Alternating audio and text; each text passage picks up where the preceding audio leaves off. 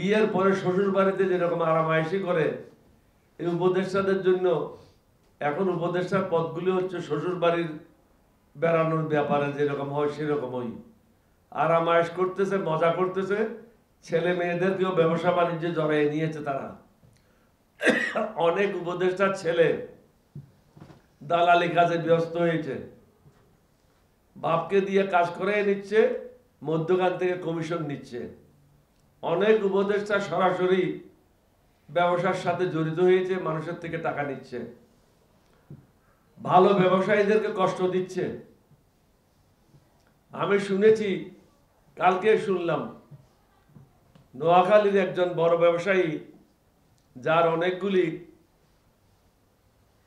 ওষুধের ফ্যাক্টরি আছে, নোয়াখালীতে 3টে ফ্যাক্টরি, কত টন তার ফ্যাক্টরি থেকে কেটে নিয়ে চলে গেছে। কারণ তার ভাই আওয়ামী লীগের এমপি। তার ভাই আওয়ামী লীগের এমপি হইতে পারে।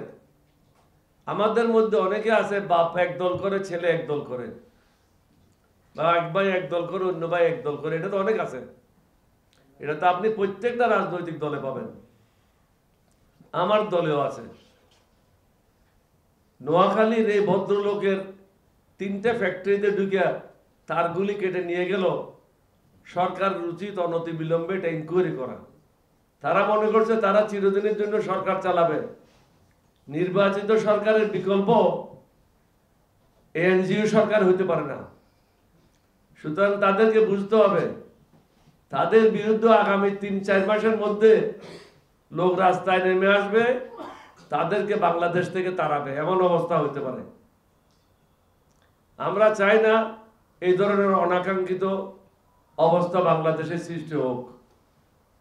আপনারাও সঠিক পথে চলেন, লটারির সরকার বন্ধ করেন, গুরুত্ব বিবেচনায় নিয়ে এসে অফিসারদেরকে বদলি করেন, এবং ভালো ব্যবসায়ী যারা আছে তাদেরকে প্রোটেকশন দেন।